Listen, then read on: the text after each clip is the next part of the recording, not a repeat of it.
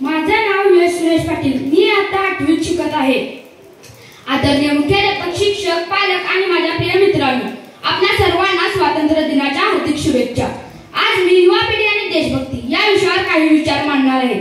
मित्रांनो, भारत हा एक तरुणांचा देश आहे. आपल्या देशाचे सरासरी वय 29 वर्षे आहे.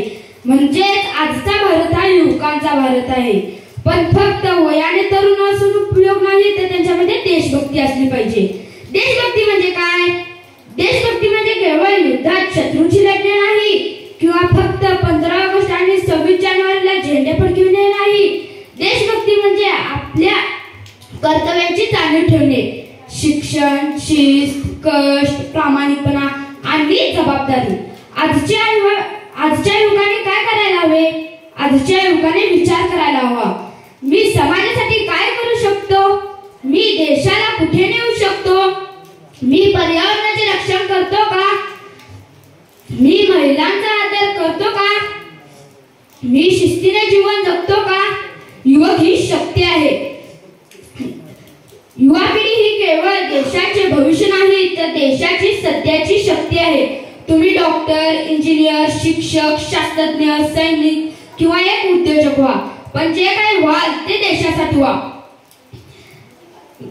मित्रांनो, आपण नुसते देशावर प्रेम करणार नाही, तर ते आपल्या कृतीतून दाखवूया. आपल्या छोट्या छोट्या गोष्टींमधून सुद्धा देशभक्ती व्यक्त होते. स्वच्छता राखणे, नियम पाळणे, अपशब्द न वापरणे, आपले शिक्षण पूर्ण करून देशासाठी काहीतरी चांगलं करणे. जिथे युवक जागा आहे तिथे देशाची झेप उंच आहे. जिथे युवक जागा आहे तिथे देशाची झेप उंच आहे. युवा पिढी म्हणजे काय? युवा म्हणजे ऊर्जा, उमेद आणि उद्याचा विश्वास. भारतात 65% लोकसंख्या 35 वर्षाखालील आहे. याचा अर्थ भारताची खरी शक्ती ही युवकांमध्ये आहे. जर ही युवा पिढी योग्य दिशेने मार्गक्रमण करत असेल, तर भारत कोणत्याही क्षेत्रात जगात अग्रेसर राहू शकतो.